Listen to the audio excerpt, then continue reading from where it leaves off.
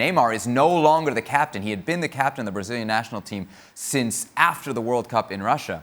Ale, sometimes on the show we say the captaincy doesn't mean anything. This seems like very strange timing to take such a big decision.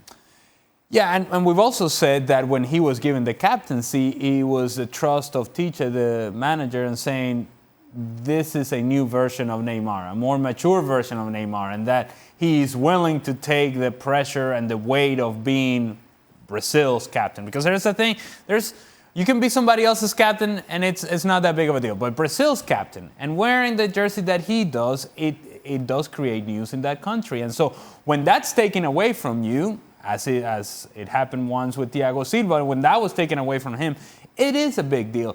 And I'm not quite sure what it says about the relationship between Neymar, the other players, the coaching staff, or is this something in which Neymar said, you know what, I don't want this as part of my job with the national team. I want to focus on what I do on the field and not have to deal with some of the other responsibilities that captains have to deal with. You think we're overstating to say that this could maybe destabilize Brazil, Brian? I don't know about destabilize, but it's when Ali brings up the fact if it was Neymar saying that he'd rather not be the captain, that would be a real surprise to me. And I'm only speculating, by the way. No, I know, yeah. I know. And I say that only because when you captain your national team, you represent your country. First of all, representing your country is such an amazing honor. When you realize that you're now the captain and you're sitting here representing not only your country and your group, you have to make sure that everything you do on the field is with a greater purpose. It's not, if you're not the captain, it's not just about for Neymar scoring goals or setting up assists. It's about making sure the message in the locker room before the game is right, the message on the field is right, and it continues all the way through. There are things that might make a player not perform as well in the things that they can do really well. So it's as Ali knows, it's a huge job if you take your captaincy to the heart of what it's supposed to be.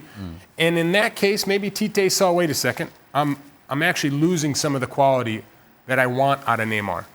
And maybe it's taking the pressure off and not so much a demotion.